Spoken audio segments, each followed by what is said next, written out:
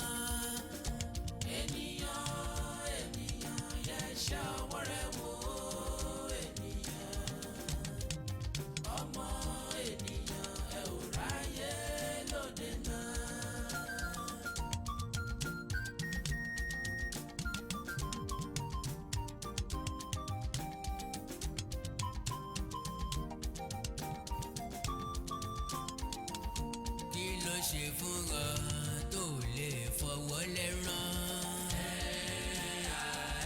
Kí ló ṣe fún ọ tó lè fọwọ́ lẹ́rán kó máa wòye wọn.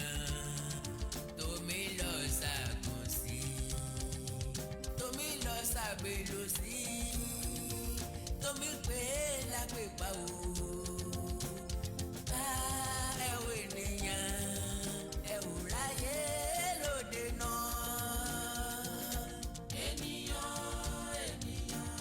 Ṣàwọ́ rẹ̀ wò ènìyàn, ọmọ ènìyàn ẹ ò ráyè lóde náà.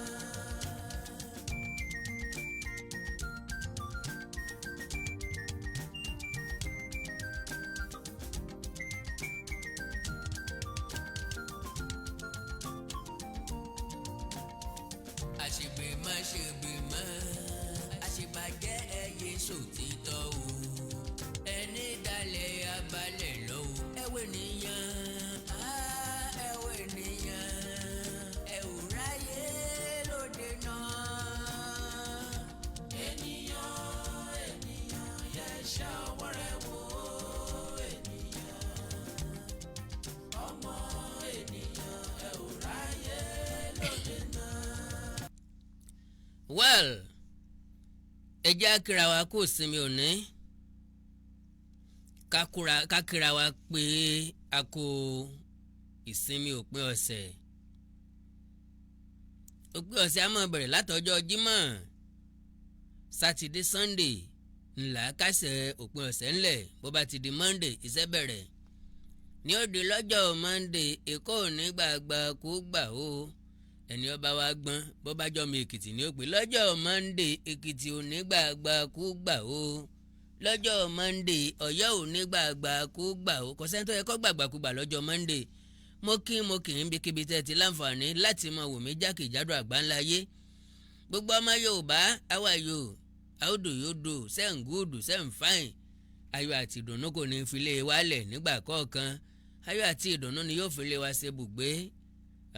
Ìró ayọ̀ náà la máa gbọ́ ní bùgbé àwọn olódodo. Òótọ́ ọ̀rọ̀ a máa korokoro bí ìjógbó. Ṣùgbọ́n ó jẹ́ dandan fún ẹ̀dá láti sòótọ́ torí pé òótọ́ kì í kùtà. Irọ́ nìkan nítorí bọ̀gbẹ́. Lóòótọ́ Yorùbá máa ń sọ pé òótọ́ dọ́jà ó kùtà owó lọ́wọ́ là ń rèké. Lóòótọ́ ni wọ́n yìí tètè rà ni wọ́n padà rà. Well, pápápá ni mo fẹ́ ṣe léyìí. Torí pé n ó tún padà wá. Ṣùgbọ́n n ò fẹ́ da lúrúpọ̀ mẹ́sàpá.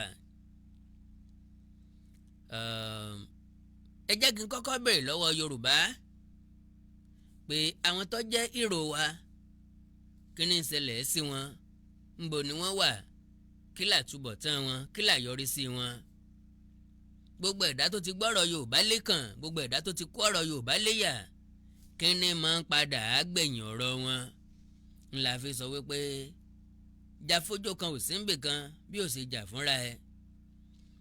Oore tó bá fẹ́ ṣe fúnra Yorùbá má sì rí nítorí ẹ̀san. Kí wọ́n lè bá yìn mí, kí wọ́n lè san padà fún mi. Kò sẹ́ni tí san padà fún yàn nílẹ̀ Yorùbá.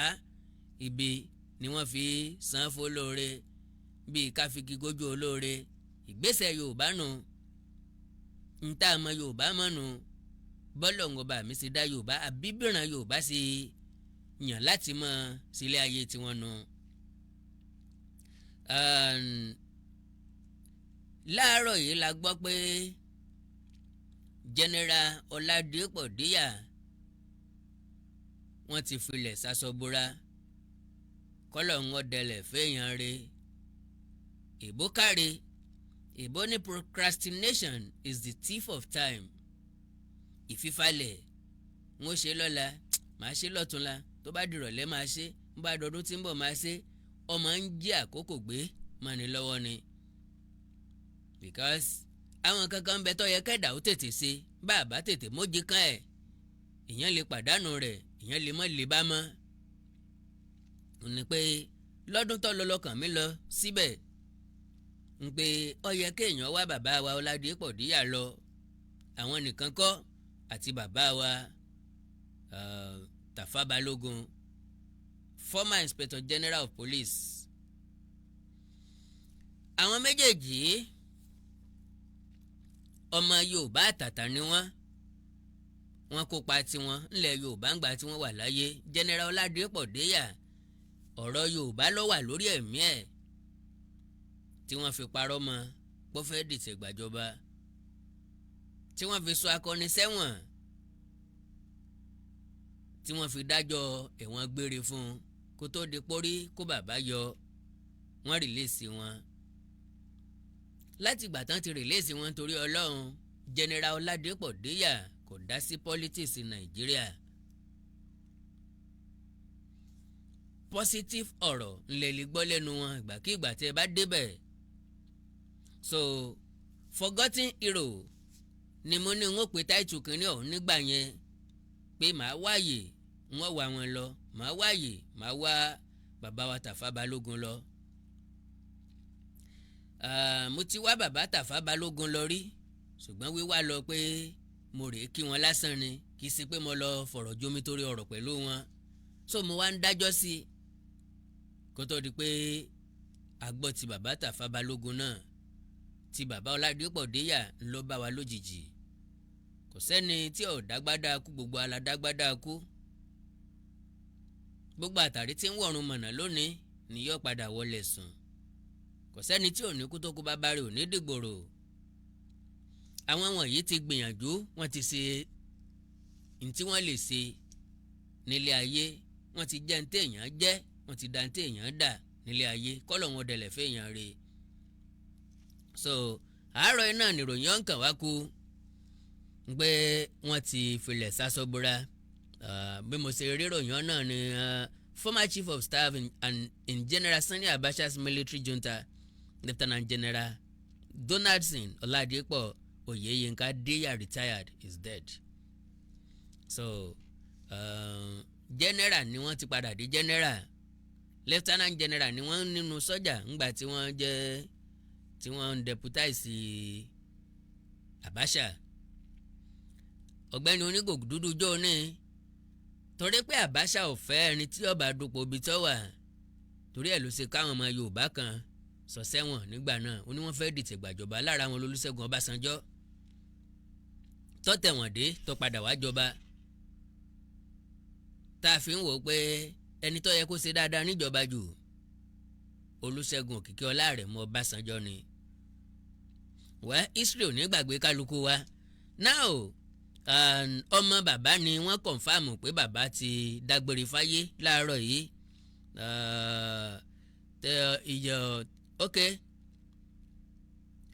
Wọ́n bí wọn ní ọjọ́ 3 oṣù kẹrin ọdún 1944. Wọ́n ti jẹ gómìnà ológun rí fún ìpínlẹ̀ Ògùn.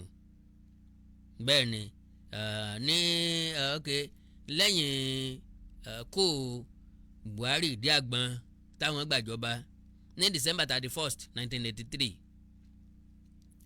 Bàbá Díyà wọ́n darapọ̀ mọ́ Nigeria Defence Academy ní Kaduna. Wọ́n dẹ̀ wà nínú àwọn tó jà ogun abẹ́lé because àwọn tó jagun abẹ́lé ńgbà náà ní padà di general àwọn akọni nu. Now wọ́n lọ sí US Army School of Infantry bákan náà ni the Command and Staff College tó wà ní Jaji ní 1980 sí 1981 wọ́n lọ sí Nigeria Institute for Policy and Strategic Studies ní Kuru.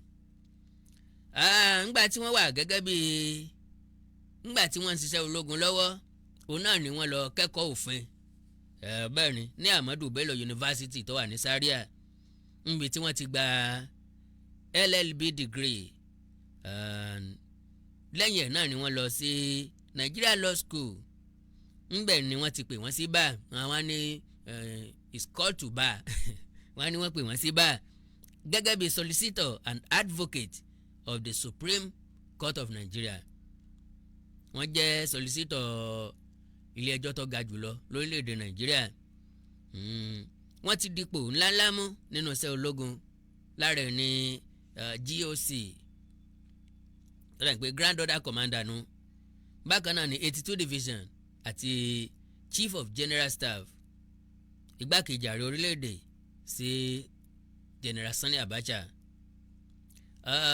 Ọ̀rọ̀ tí ọmọ wọn fi léde náà ni on behalf of the entire Diya family home and abroad we announce the passing on to glory of our dear husband, father, grandfather, brother, Lieutenant General Donaldson Oladipo Oyeyinka Diya retired, GCON, LLB, BL, PSC, FSS, MNI. Our dear daddy passed on to glory in the early hours of 26th March 2023. Please keep us in your prayers as we mourn his demise in this period.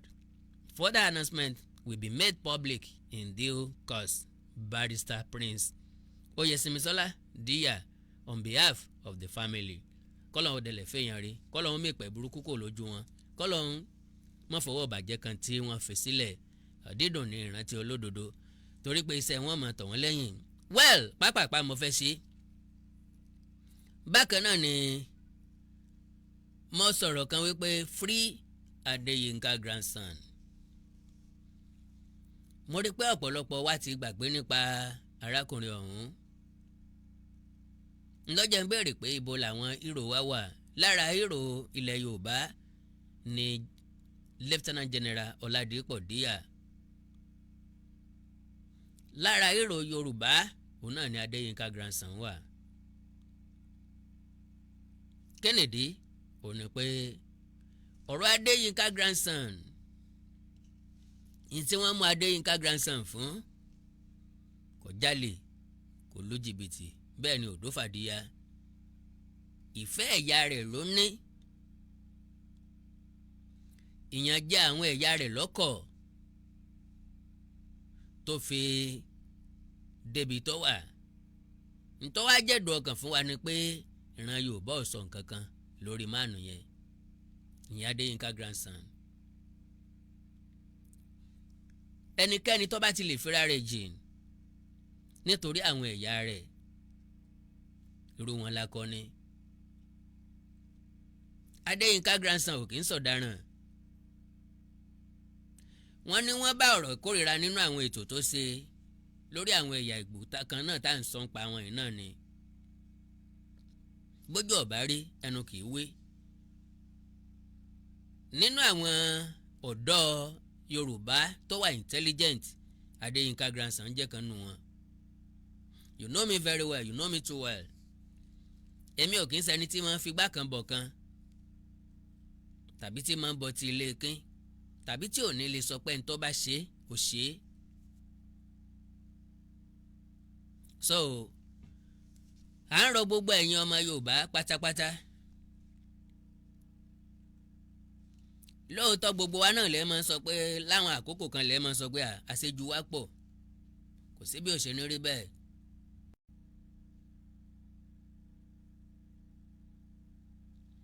So sáà máa wá fílẹ̀ bẹ́ẹ̀ ni àárọ̀ gbogbo ẹ̀yin ọmọ Yorùbá tẹ́ wà lórílẹ̀‐èdè United Kingdom ẹ dákun torí Ọlọ́run ẹ bá wa béèrè Adeyinka grandson.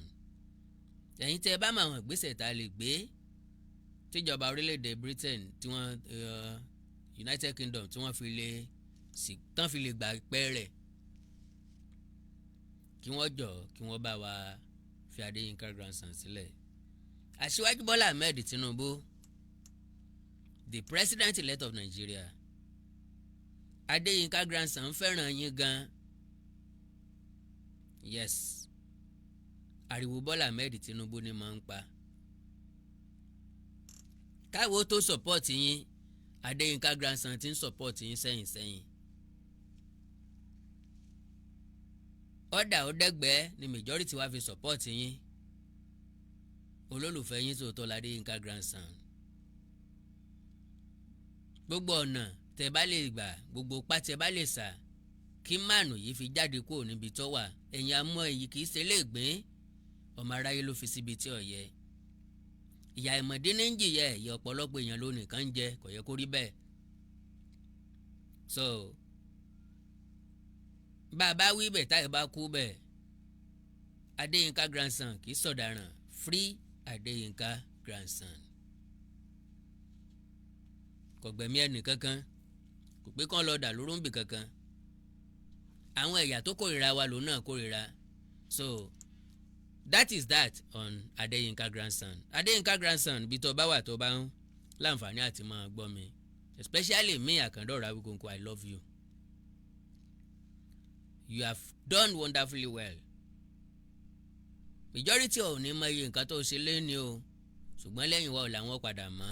Àdúrà mi ni pé kó lórí ọmọ kù sípò kà, kó má jìyà kọjá àbí tó yẹ, kí wọ́n tó rò òótọ́, kọ́ lọ́ mọ̀ ṣe wọ́n ní adọ́run mòótọ́. Well, mo ní God is not stupid. Ta ni mo ń sọ̀rọ̀ nípa rẹ̀? Mo máa tún sọ̀rọ̀ nípa Chinedu Road Vival tó pe rẹ̀ ní Gbadebo Road Vival àti Mr. Kayode Salako tó jẹ́ alága ẹgbẹ́ òṣèlú Labour Party ní ìpínlẹ̀ Èkó. Kí ni máà nìyí sọ? Ìyàwó ẹ̀ ló kọ́kọ́ jáde lórí ẹ̀rọ ayélujára gbà táwọn èèyàn kan bẹ̀rẹ̀ sí ní ṣépè fún un lọ́wọ́ ní sẹ́ǹsì èrè sẹ́ẹ̀ nọ́mà sá. Ọkọ mi ló fún ní tíkẹ́ẹ̀tì kó tó láǹfààní àti dupò gómìnà. Ó dẹ̀ gba tíkẹ́ẹ̀tì tán sí lọ́gbà ọkọ mi sẹ́gbẹ̀ẹ́. Mo wò pé ọ̀rọ̀ yìí ò tí ì kàn mí dáindáin. Mi láǹfààní àti bọ́kọ wọn sọ̀rọ̀, so mi tí láǹfààní àti sọ nǹkan kan pa ẹ̀. Because tó ń bá lé ọkọ wọn ló fún ní tíkẹ́ẹ̀tì tí ì bá so ń kọ́. So but ní ìsìn Mr. Kayode Salako fi ọ̀rọ̀ síta. Bó ṣe fìta náà ni màá ṣe kà á fún yín. N tó fi ṣe táìtù ẹ̀ òun náà ni My Labour Party Story Part 1. That means Part 2 ń bọ̀. So bọ́n ti sẹ́ǹdì Part 1 sí mi, kán má gbàgbé láti sẹ́ǹdì Part 2 náà sí mi. Ẹ tẹ́tí bẹ̀lẹ̀ jẹ́ kẹjá àjọ gbọ́. And immediately I gave him the ticket free of charge. Wọ́n àti ẹ̀gbá kọ́bọ̀ lọ́wọ́ ẹ̀. Nbi táwọn kan ti ń fi 10 million 15 million 100 million ra tíkẹ́ẹ̀tì láti di dupò gómìnà ọ̀fẹ́ wọn fún un. Immediately I gave him the ticket free of charge without negotiating, láì béèrè pé kí ló ṣe fún mi. Náà sìn ó kó tó wọlé o àbí lẹ́yìn ìgbà tó bá wọlé tán, ó charging him to give me anything. He started misbehaving and making unheeding, uncultured moves to push me aside from his project. I had thought I would give him the ticket and the project will be our project. I had thought we would run things together to achieve the success together. My avowed mission then was to win Lagos for Labour Party so that I can make a name for myself as the state chairman. I didn't know much about him. I didn't even bother to know. Badly enough, I didn't even know he couldn't write or speak the language of the state he wants to govern. He hid his nature from me. I didn't even know he has a popular Igbo name. I only knew that his wife and mother are Igbo. Bó bá ti rémi Àkàndá tí mo tẹnu mọ́ràn bí sọ àtẹnumọ́ràn ń, ó yẹ kó ti mọ̀ pé nǹkan kan ń bẹ ń bẹ. Ntọ́ jẹ́ kí n máa sọ̀rọ̀ márùn yìí lemọ́lemọ́. àwọn ẹ̀yà Ìgbò lè jagun nǹkan míì, àwọn ò láǹfààní láti máa pariwo lásán, àwọn máa fún wọn ní fact àti figure, àwọn máa jagun tàn. ẹ jẹ́ kí n padà sókè díẹ̀ torí network yẹn. When I didn't know much about him, I didn't even bother to know. Badly enough, I didn't even know he couldn't write or speak the language of the state he wants to govern. He hid his nature from me. I didn't even know he has a popular Igbo name. I only knew that his wife and mother are Igbos, which to me would even make our party to get good votes from the Igbo population in the election. But immediately he got the ticket, he started running things all alone with his NSAS people. He sidelined almost all the Yorubas and prominent leaders and elders on the platform and suddenly became purely Igbo inclined. Nothing Yoruba was ever attractive to him again. He stopped listening to me or anybody in the party, not even the elders and leaders I reported him to on few occasions. He eventually did away with me, and when I reported him to the elders and leaders in our party the first time, hear what he rudely said to me, his state chairman as at the time. I am so mad at you right now, Mr. Salako. Am I owing you anything or sharing your wife with you? Do you think I don't have a mind of my own when I decided I want to come out to be governor? You can't be sounding like a godfather in my life on this project. I don't need a godfather or anybody to keep telling me what to do. I have a mind of my own. Please tell me, if I am owing you anything, I will pay you. Am I owing you anything or what? I am so mad at you right now. Am I sharing your wife with you or owing you and your wife anything? This response was openly in the presence of all the leaders and elders that were present at the meeting on that fateful day.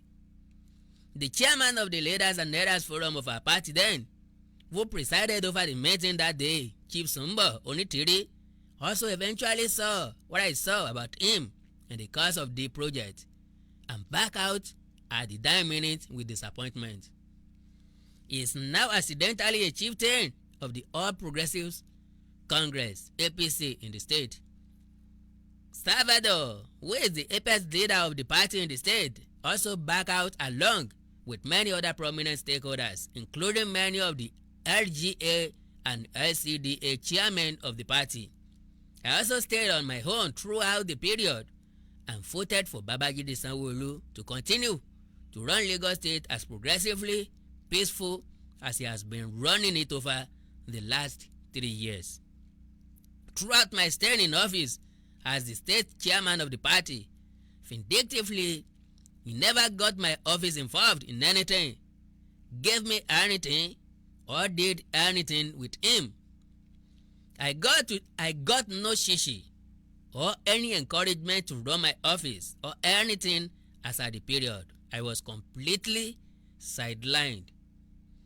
All he was doing was working with my detractors for me to be removed as the state chairman of the party, and he and his deputy, Princess Abiodun Yefusi, eventually got me removed about 1 month and few days to the February 25 presidential and National Assembly election with the help of Dayo Ekong, the current caretaker chairman of the party in the state, which I nominated by myself to take over from me. Because of my sincere love for her and the value I built for what we shared when I was in office, and Sam Okpala, the insatiable and domineering state secretary of the party. What was my offense? Mr. Salako ní bèrè o, èmi kọ́ o. Because I reported him to the leaders in the party to tell him to do the right thing with the party, which he never did. He told all of us to our face that he didn't trust us. He said we should stay away from his project. He said he has his own people he wanted to use to run his election, and we all simply obeyed. He didn't want to be a godson to Salako, his state chairman, but all along, Chief Bode George, the leader of the People's Democratic Party in the state, and his wife were all he was listening to, and not anybody else in the Labour Party in the state. So he preferred to be a godson to a PDP leader, anti-partily as a Labour Party member and governorship candidate, but told the state chairman who fought so hard for him to get the ticket to go to bizarre places. He was never Labour Party inclined at all from his operations, but purely PDP. He was just doing whatever he liked in the party and not listening to anybody. He ran his election alone without the involvement of many of the prominent political stakeholders in our party, and God Almighty simply corrected the mistake I made by working so hard and by fighting almost all the followers, all the powers that be in our party, both in Lagos, Abuja, for him to get the ticket to be the governorship candidate of our party. He simply lost the election to Babajide Sanwo-Olu. That margin of win by Sanwo-Olu wouldn't have been that geometrically exponential if all of us had been involved. Violence or no violence, on March 17, there was no way he would have won the ruling party in the state, because almost about 70% of all the prominent fieldwork tools in the party were out of his project, including me, the man who led the team that built the political structure of the party in the state. When Labour Party won the presidential election in Lagos State on February 25, all of us in the party were committedly and passionately involved. But on March 17, it was more of only him, his end-SARS people, and the emergency friends he imported from abroad at the tail end of the project. God is not stupid. He does not reward betrayers, habitual ungratefulness, operational arrogance, and bad leadership character with holy greatestness. With what I know about him, he would have simply come to mess up Lagos and set its progress 10 years behind. That guy is characterless. Honestly, the person who trained him didn't do a good job. He is too mannerless, mentally arrogant, proud, very deceptive, self-centered, childish, mean-hearted, unforgiving, operationally vindictive, and immature in almost everything. I made a mistake by working for his type to be the governor candidate of our party, but God in his infinite mercies corrected the mistake on March 17. I could remember that one of the aspirants offered to give me 30 million naira and a brand new Jeep for him to get the ticket. I refused and insisted on him because I thought the only way my party could win Lagos was to use a youth or a middle-aged person who could be so attractive enough to the electorate in the state. Am I sharing your wife with you or what? What an insult from a boy I suffered and paid so dearly to establish and sustain as the governor candidate of the Labour Party in the state. Kayode, Ezekiel, Salako, Lagos State LP Chairman.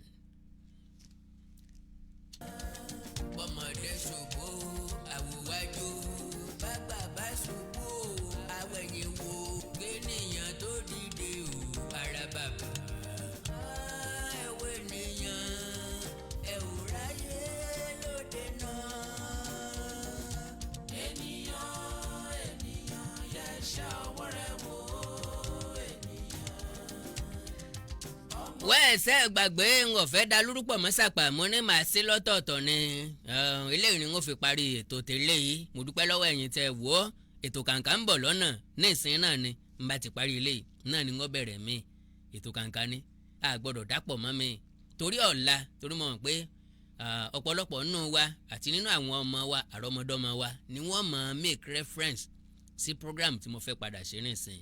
God bless you all. Lánàá ọlọ́wà aláyò ní fi ń sílẹ̀ ẹ̀ ní jìyà ẹ̀ ní jẹgun kẹ́yìn ẹran ẹ̀ ní nàkàtàn kẹ̀tórì kan láyé yín.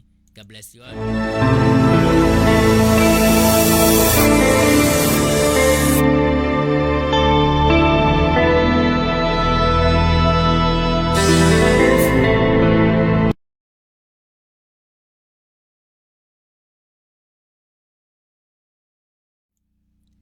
ẹ like kẹ́ follow page mi lórí Facebook Awikonko TV Awikonko TV ẹ subscribe sí YouTube channel mi Awikonko TV Awikonko TV bẹ́ẹ̀ bá ní nǹkan pàtàkì tẹ́ fẹ́ ká jọ sọ ẹ já sọ lórí WhatsApp nìkan +234 904 851 9362 +234 904 851 9362. God bless you all. Bye bye.